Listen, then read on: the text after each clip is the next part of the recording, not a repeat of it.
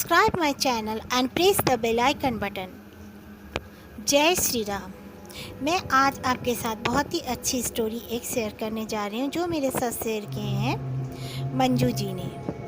मंजू जी बताती हैं कि वो जब छोटी थे तब वो गांव में रहा करते थे, तो उनके पापा सिटी में जॉब किया करते थे। वो पढ़ाई की काबिल जब हो गई, जो उनको सीनियर क्लास में वो आ गई, तो उनके पापा ने उनको और उनके मम्मी को अपने साथ सिटी लेके आ गए।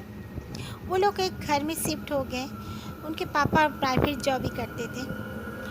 वो जिस घर में शिफ्ट हुए उसके पास ही एक घर हुआ करता था, जो कि वो उनके घर के खिड़की से भी दिखता था। वो बैक साइड में वो घर था। वो घर देखने से लगता था कि क्यों ये उसमें है भी नहीं, और काफ़ी पुराना घर था। वो बना हुआ था लेकिन कोई आना जाना कभी कुछ नहीं करते थे। ये जाते जाते मंजू वहाँ पर जाते जाते 5-6 दिन हो गए। अच्छा सा उनका टाइम बीतता था। वहाँ का स्कूल में भी उनका एडमिशन हो गया। उसके बाद तो स्कूल जाना, फिर कहाँ ट्यूशन जाएंगे, सब उन्होंने फिक्स कर लिया। वो तब 11th में पढ़ रही थी। एक दिन की बात है, वो रात को काफ़ी गर्मी की मौसम थी। तब उनके पापा घर पर नहीं थे, वो कुछ काम से अपना गांव गए हुए थे। मंजू और उसकी मम्मी और उसके दादा दादी सब कोई छत पे चले गए। छत पे जाके वो लोग बैठ गए। काफ़ी गर्मी हो रखी थी, इसीलिए वो लोग छत में बैठे बैठे फिर उनके दादाजी ने कहा कि यहीं पे हम लोग अपना बिस्तर बिछाकर सो जाते हैं। तो सब लोगों ने वैसे ही किया, बिस्तर बिछा के और मॉस्किटो नेट भी टांग कर वो लोग सो गए। उसके दादा एक जगह पे सो गए और उसकी दादी, मम्मी और मंजू एक जगह में सो गई। उसके बाद काफ़ी रात गए, मंजू को नींद नहीं आ रही थी, क्योंकि उसको पहली बार एकदम लाइफ में वो उस तरह से वहाँ पर सिटी में जाके छत में सो रही हैं। बट गांव में वो लोग सोया करते थे हमेशा।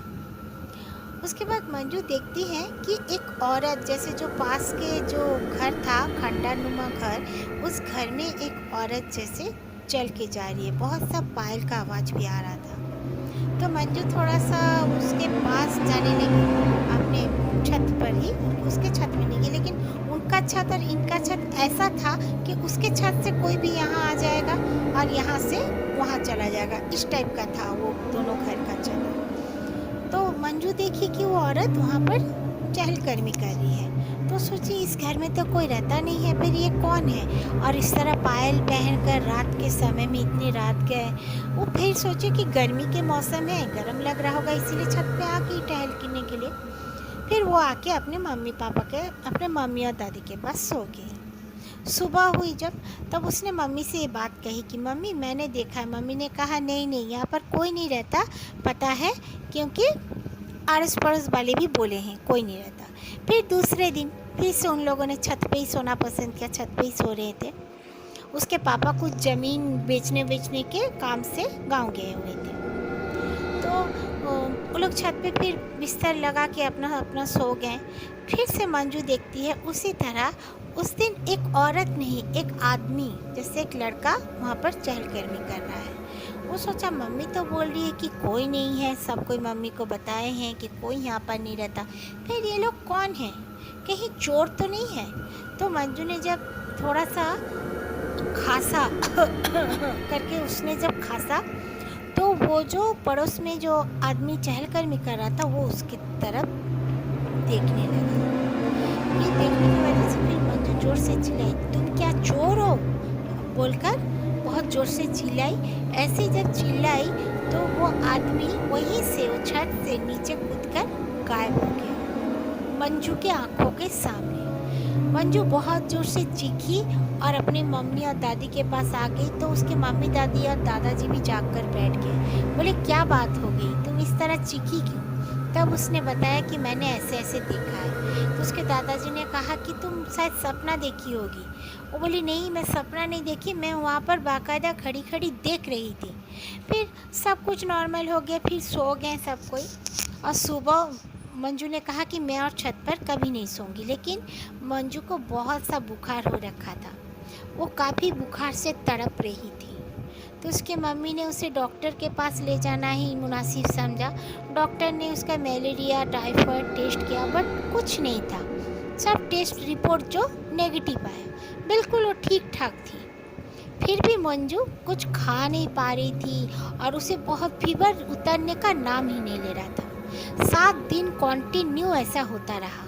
उसके बाद मंजू धीरे धीरे उस देखा गया कि मंजू बैठे बैठे वो खुद ही बोल रही है कि वो बैठे बैठे अपने ही गुनगुनाने लगती, ज़ोर ज़ोर से गाने लगती और दीवार के और मुंह करके कुछ बोलने लगती, जैसे किसी के साथ हम कलम हो रही है, किसी से बात करी, इस तरह से मतलब प्रिटेंड करती। ये घर में हर कोई उसको सोच रहे थे देखकर कि इसके साथ हुआ क्या है। फीवर के मारे में फीवर सर पे चढ़ गया या कुछ होने की वजह से ऐसा तो नहीं हो रहा है, ऐसे उसके दादाजी दादी सब कोई सोच रहे थे। ऐसे उसके बाद उसके बिहेवियर इस तरह बिल्कुल बदलने लगा मंजू का। मंजू धीरे धीरे एकदम मतलब वीक जैसे हो गई, दुबली पतली, और अपने कमरे में घुस जाती बंद करके तो निकलती नहीं। उसकी मम्मी, उसके पापा नहीं रहने से उसकी मम्मी उसके साथ सोती थी, वो फिर से उसके मम्मी को पास सोना भी नहीं चाहती थी। उसके पापा आ गए, पापा काफ़ी दिन के बाद आए अपना काम पूरा कर कर। उसके पापा ने जब ये सब देखा, उसके पापा तो बहुत घबरा गए, क्योंकि मंजू उनकी एक ही बेटी थी, एक ही औलाद। उसके दादा दादी के उसके पापा एक बेटे और उनके मम्मी पापा का, मंजू के मम्मी पापा का, वो भी एक ही बेटी थी। तो उसके पापा तो बहुत डर गए। उसके पापा ने कहा नहीं, कुछ तो गड़बड़ ज़रूर है। तो उसकी दादी क्या करती थी, भगवान का नाम लेती थी, उसके रूम में नीम के पत्ते जलाती थी कि बोलते हैं कि भूत भाग जाता है, कोई आत्मा मतलब अगर भर भी करता है किसी पे आ जाता है तो चले जाता है। वो नीम का सूखे पत्ते जलाना चालू कर दी थी। नींबू उसके सर पर रख के देखती थी कि हाँ कलर चेंज हुआ तो उसके ऊपर में मंगल शनिवार के दिन नींबू घुमा घुमा कर उसकी दादी फेंक आती थी। बजरंगबली जी का चालीसा पढ़ने लगी, लेकिन फिर भी मंजू को कोई फ़ायदा हो नहीं रहा था। तो सामने ही एक लोग का मंदिर था, माँ काली का मंदिर बोलते हैं। माँ काली के मंदिर में एक पंडित जी रहते थे। उनके पास उसके मम्मी पापा और दादी गई एक दिन, जाकर मंजू को भी लेकर गए। बोले तो वो देखते ही समझ गए कि हाँ इसके ऊपर में एक चुड़ैल का साया हो गया है।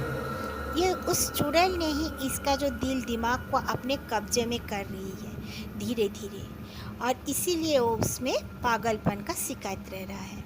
ये सुनकर तो उसकी मम्मी पापा दादी बहुत डर गई। बोले कि क्या करेंगे, हमने तो बहुत कोशिश कर ली। बोले नहीं, ये घरेलू उपाय करने से नहीं होगा, इसमें मुझे बहुत सारा पढ़ाई पूजा करना पड़ेगा इसके लिए। तो सब ने कहा क्या क्या करना पड़ेगा, बोलिए। लगातार मंजू के लिए 41 दिन तक वो पंडित जी घर में भी, उसके घर में आके भी पूजा करते थे, फिर मंजू को मंदिर में ले आके पूजा करवाते थे।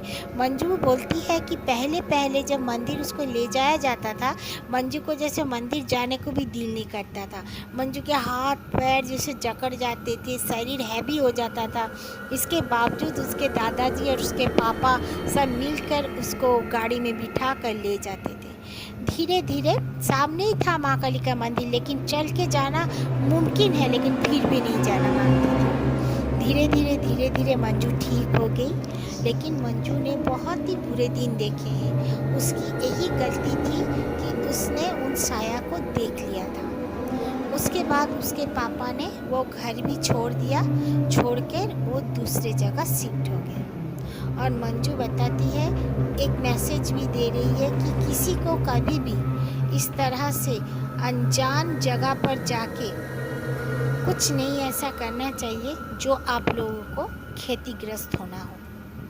Okay, thank you my friends. आप लोगों को अगर मेरी ये स्टोरी अच्छी लगे तो प्लीज़ लाइक कर देना, अपना फीडबैक भी देना मुझे। कोई मुझे फीडबैक क्यों नहीं देते जल्दी से, मुझे पता नहीं।